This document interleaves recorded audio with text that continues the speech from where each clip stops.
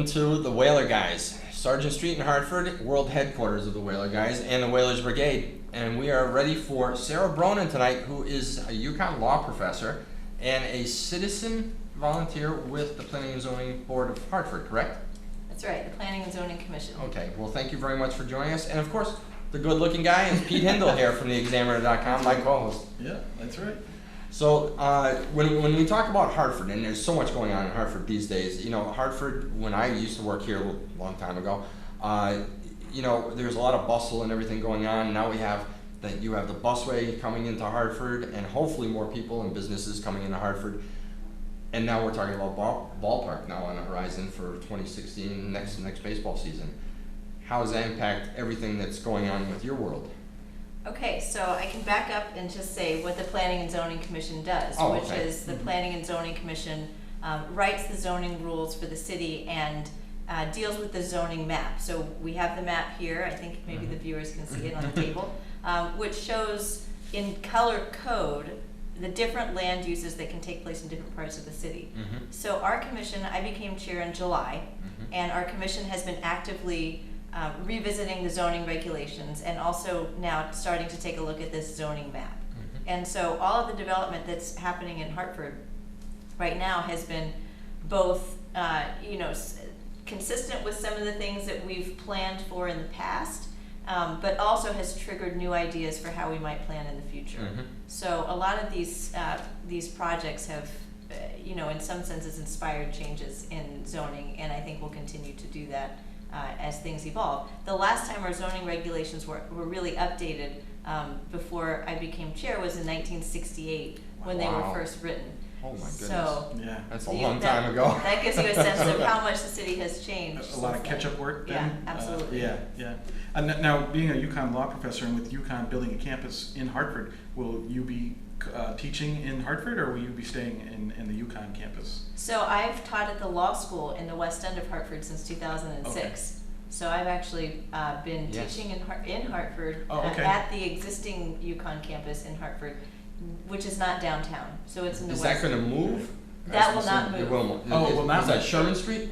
It's the address is Elizabeth Street. It's Elizabeth and basically Asylum and Girard. I did a short. And Sherman as well. Yeah, I did a short stint of employment as a security person there way back, and back then they had just made some improvements, and I can only imagine what it's like now. It's a beautiful library there, and that's what I remember about it.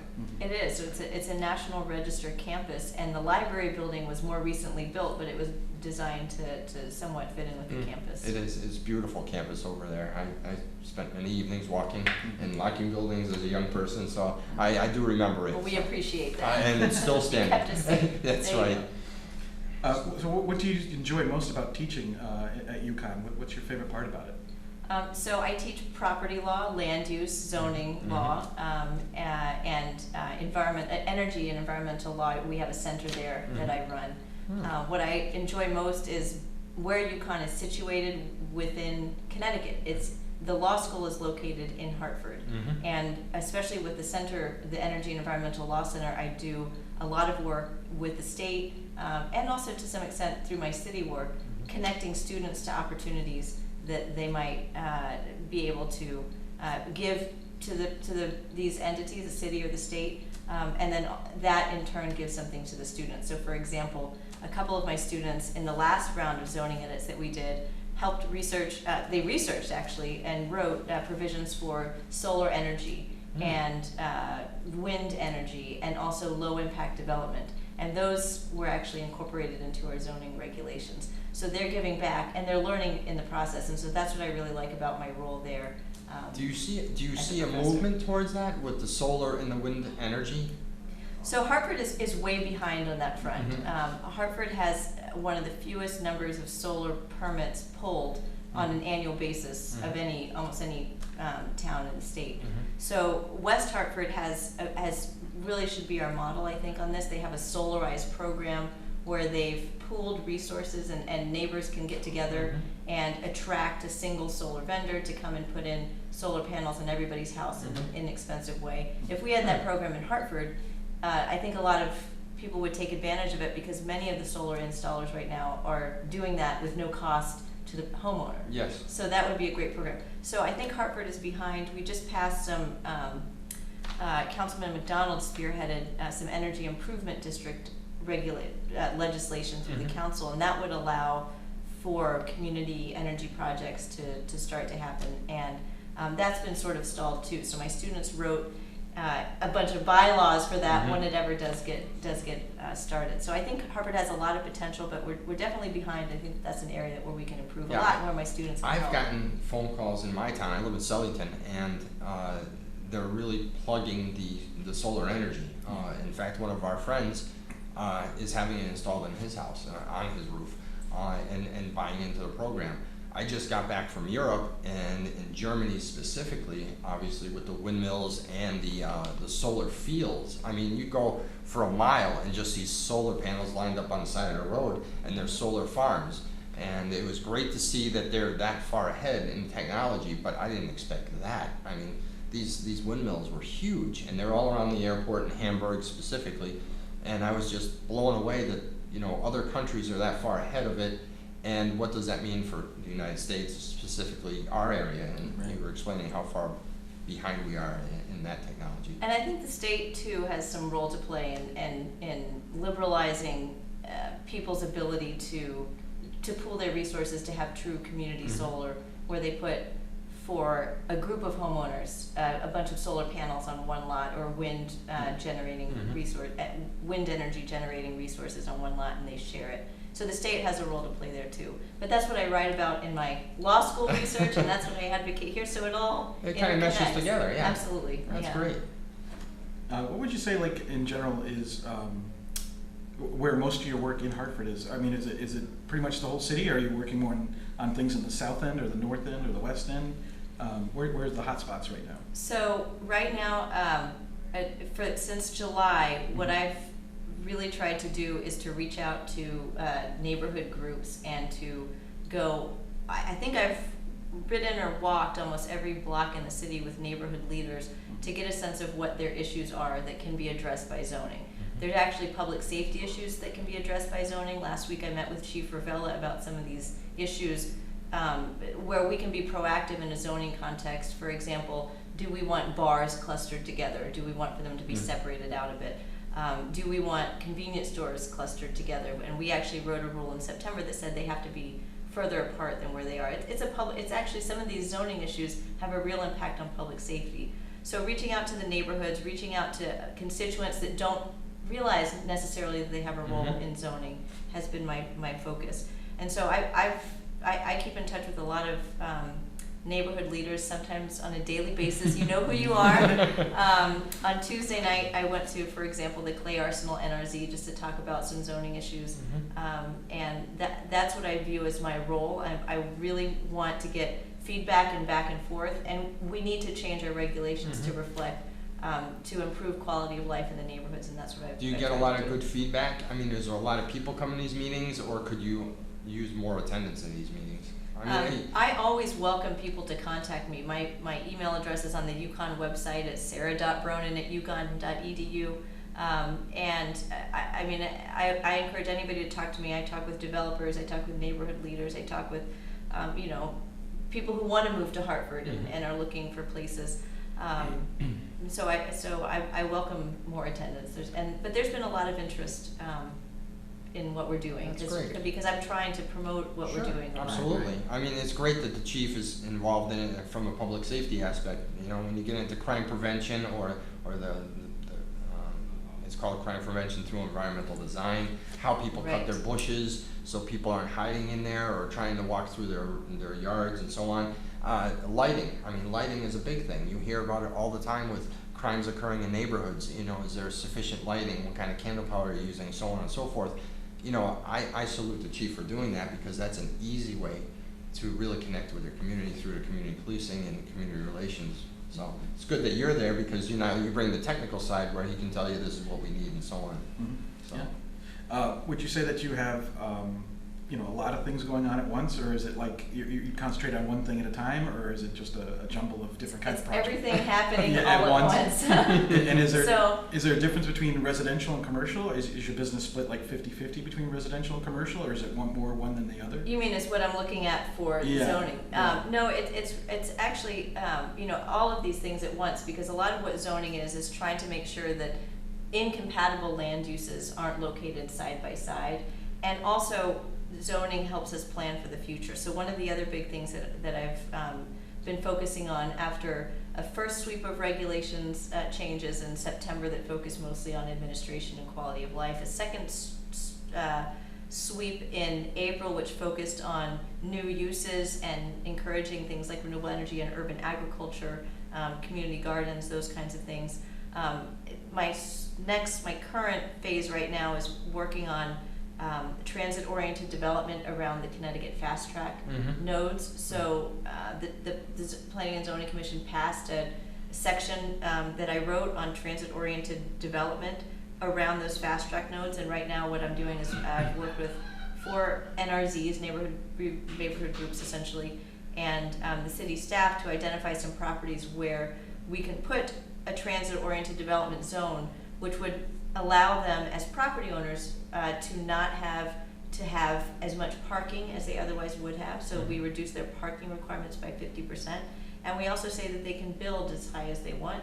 And they get some other bonuses or incentives like lot coverage and some of these more technical things. So it's everything at once, but I do have some general areas of focus as I've gone on. So I hope in July, for the 1 year, I guess, anniversary of me being chair, or maybe it's late June, maybe it's later this month, Right. that I can look back and say, these are all the things we've changed, and here's everything that's on our list to change in the next year. So When you got into, when the busway came online in March, and they talked about road closures and how they were gonna fix certain areas of the city, were you involved in all of that? no. No. So we are not involved in, unfortunately, we're not involved in enforcement of our zoning regulations, and part of what I have to try to do is to make sure that our zoning regulations are actually being enforced by licenses and inspections, and everybody's aware of what our zoning regulations say. And so we're not involved in enforcement, we're not involved in maintenance, and we're not involved in construction work like road projects and roads that are closed, so, and that kind of thing. So that's more of on a state level when it comes to that, or is it city, it depends on city who's and doing state? the project, but it's perhaps in the case of roads, the Department of Public Works. In the case of parks maintenance, also the park superintendent. Gotcha. So there's some things we do, and I want to do all of the things within our powers to move the city forward, but I have to admit that we don't have endless powers. Well, it sounds very exciting. It sounds overwhelming at times. You know, you have a full-time job, then you're doing this on the side, and then you're trying to mesh them all together. It must be at the end of the night you're like, You're wearing a lot of different hats. This is the easy stuff. We have 3 kids, ages 1, 4, and 6. Wow. So for all the parents out there, you know what I'm talking about. Oh, That's the hard stuff. Yeah, right. Yeah, exactly. So they come with me to a lot of meetings. And that's a learning experience for them, especially the 6-year-old. Oh yeah, Yeah. She's aware of what's happening. Yeah. Now, as chairperson, do you have a term, or is it do you get like a renomination or a re-election? How does that work? So we have elections every February, and right now the terms are concurrent with the term of service. So I'll be chair until 2017, I think, unless I am removed from my office for committing a felony or something along those lines. So I hope not to do that. That's right. I hope not to do that. Yeah, right. That's funny. But I should be there for enough of a time to have an impact on moving the things in the right direction, and just really having a dialogue and a serious one on some of these important issues. You know, a lot of times we get questions about, Hartford in general, and of course we don't really know a whole lot, but in your job, where do you work with the city and the state, or just the city specifically? Are there lines crossed? Do you have to talk to state agencies and then talk to city agencies, get them to talk, or anything So like you're that? talking about the commission? Yeah, right. Right, because my real job is the professor job. Right. So Sorry, that's the students. Yeah. So on the commission, actually I have reached out to the state.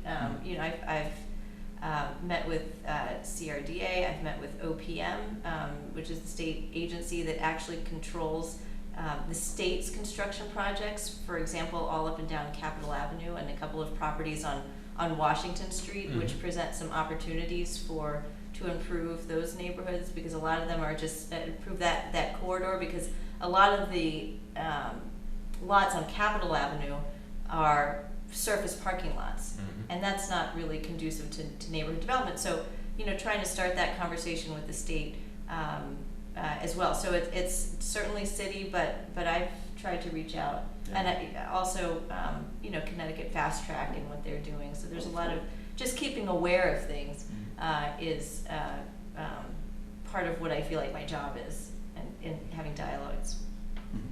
How much does it make a difference? Because most cities are so large, and Hartford's just a 17 square mile, city. Really, it's kind of small compared to other big cities like Raleigh. I think I know because of hockey. They're like 400 something square miles.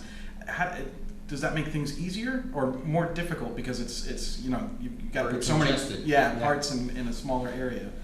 So Hartford has a lot of historic neighborhoods which zoning shouldn't threaten, and a lot of neighborhoods with certain characters. So the single family neighborhoods, which are in Blue Hills, the West End, and parts of the South End, if you can see it on the zoning map, that's mostly the yellows.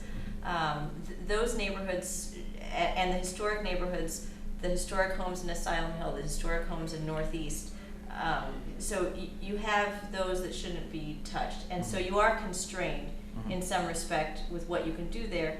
But there's a lot of parts of the city that are full of development potential. So the South Meadows, Brainerd Airport, the landfill and the area around there, maybe there's something that can happen there. Of course, a lot of what's in the Promise Zone, there's some opportunities to rezone it and rethink it and try to improve the future development that happens there. And certainly urban infill all around the city. There's a lot of vacant lots. There's a lot of blighted properties that should come down. Of course, there's a lot of Hartford that's beautiful and excellent, but it's these urban infill opportunities that also I think require a careful treatment in zoning. Yeah, we were noticing when we were coming in over on Sargent Street here, you have a couple houses that are recently remodeled. They have beautiful front lawns, and then in between that is one house that obviously is a blight concern because it has the asbestos shingles on the outside, the doors are falling off, and it really makes it an eyesore when you have all these other properties that are very well kept, and obviously people have put a lot of money into them to keep them up to date and really take a lot of pride in their front yards. I mean, their flowers are much better than mine, but I don't do very well with flowers and plantings. So even the building we're in now, I mean, you raise a really great point. So Asylum Hill, if you look at the map, which you may or may not be able to see in Asylum Hill, there's a lot of different colors on the map that reflect many different uses side by side in Asylum Hill that may not be compatible. You have really large institutions. You have Beater Place here, which has a great mix of businesses and is sort of the prime office space in the neighborhood, and then you have the historic homes right across the street and some surface parking lots. So it's a real mix here. But so we have to protect the historic homes, and actually that's the other class I teach. I should have mentioned is historic preservation law. Oh, nice. So I'm very interested in that. And in 2007, I started serving on the city's historic properties commission. Great. That was a great experience. I love that commission. That was a great experience. And more, Peter and I go out and we push the hockey thing, and it's more for us to understand and educate ourselves with Hartford. So whether we're talking to the restaurants downtown, or we're talking to the Bushnell Park Foundation, or it's all about, as the Bushnell Park Foundation said, these are people who live downtown. Hartford doesn't close at 5. We don't roll up the carpet and that's it. People live downtown. There's a lot to do downtown, and so Peter and I, I'd say about 2 years ago, really started saying, okay, we got to find out more about Hartford so we can push the whole Hartford thing. Yes, the hockey thing's the main objective, but we need to tell people what's going on in the city. So we got a great chance to go out and meet a lot of neat people out there who really educated us on what happens after 5 here. So yeah, and I think that beyond downtown, there's a lot of activity that maybe we don't publicize very well or we don't hear about. Franklin Avenue and the great restaurants Yeah, there. yeah. Main Street, you can get great Caribbean food. Yes, You yes. know, I mean, and we've so talked to Carbones, we've talked to the Franklin Giant Grinder. I mean, Yeah. those You're are right. staples of Hartford, Yeah, and yeah. people, you know, the '80s they were big hopping places, and people I think forgot about them. And you sit there and you're Yeah. like, no, these are still places that are very good Right. and have a lot of history here in Hartford because their parents ran it, Yeah. and they talk about like Vinny Carbone over at Carbone's. He's like, oh yeah, you know, Frank Sinatra's in town, and my dad would be like, oh, we're gonna have a big crowd tonight, and you know, it's great to listen to the history behind it. Yeah, yeah. So Yeah. I can remember when we went to Franklin Giant Grinder. That's a place I went as a kid, and you know, you get a big, you know, meatball grinder, and it's the greatest thing in the whole world. And we were talking to them because we were talking about doing a show there, and they, you know, they're very excited about it because they said, you know, somewhat the traffic has, at least around there after lunch, has died down for them. So they hope that there's more of an influx of traffic of footsteps in Hartford to Yes. you know, to help out. Now, you know, Carbone's is usually always packed and Oh, stuff, yes. but there are those restaurants out there that are, you know, are excited about what's going on in Hartford in general. Now, does the position you're in for the commission, does it have any crossover with the iQuilt and what's going on with that? I mean, how do you guys connect or? Yeah. Yeah. So in 2010, which is before I started on the commission and the city council adopted a plan for the city. It's a 10-year plan for the city that's about this big. So it's very, very broad, but one of the things that it is specific about is that the iQuilt plan is incorporated into the city's plans. So when we make a decision that is when we make an advisory decision or an opinion, then we give that to the city council, or when we make a decision about an application that comes before us, we have to reflect back on our plan. One City, One Plan is the name of it, and make our decisions in accordance with that plan.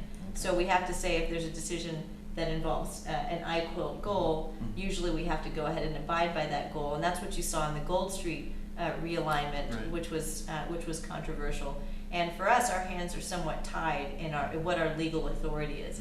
I think in the past, perhaps the commission didn't necessarily adhere so strictly to its legal authority. Things were a little bit more flexible, but now that I'm chair, I'm really sort of laying down the law and saying, all right, we really have to do this. And we got sued on that one anyway, so Sure. we'll see how that one goes in court. So we try our best. Yeah.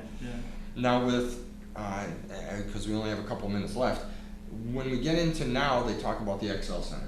You know, we talked about the baseball to a certain degree. They're closing down streets. And you see, there was an article published. I think you put it out on the Whalers Brigade of how that's starting to really formulate quickly. Yeah. With the XL Center, that's part of the CRDA, but the property is the city.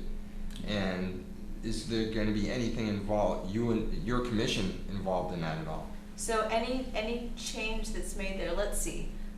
Most CRDA projects are exempt from zoning review, but it may be, since it's city-owned property, that we'll review any designs. Okay.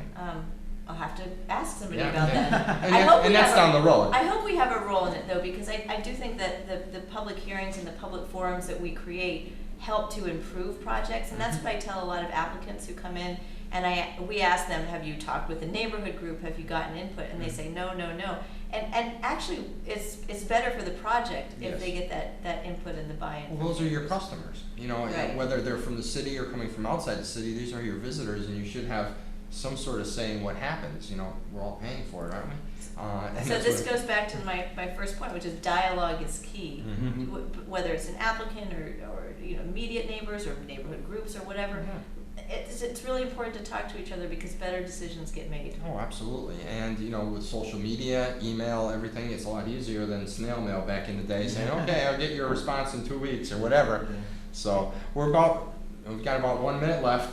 You know, you have a lot on your plate. Like you said, you're the law professor, you're at UConn, you're on the commission, and your husband's going to be running for mayor. Absolutely, he is running for mayor. And you know, you got to be really proud with the guy who stands up there and goes at these debates and goes against, what was there, 5 of them, right? Yeah, And it was a yeah. packed house when we went to the one at the library, and it was great to see the energy in there. You had the kids with you, and you put on a good showing, and you cheered for him. It was great. You had the signs. and there was a lot of energy in that room. Yeah, So people are interested. I'm really excited about what's coming down the pike for Hartford, whether it's the mayor debate, the XL Center, the baseball stadium, and everything you have planned. And as you can see, there's a big map here. There's a lot of colors. Don't ask me what it's about. That's why she's the professional. We're the hockey guys. And yes, she carried the conversation because that's what she does. That's good. But you know what? We want to wrap it up, and we thank you so much. We wish we had Thank you. another half hour. Yeah. Maybe we'll have you back, and you can explain what's going on further down the road with regard to the projects. Sure, love to. So, well, thank you very much for joining us tonight on the Whaler Guys. Special guest Sara Bronin, Peter Hindle from theexaminer.com. And we'll check you next time. One Nation Under Green, the Whaler Guys, and you're the brigade. Have a great night.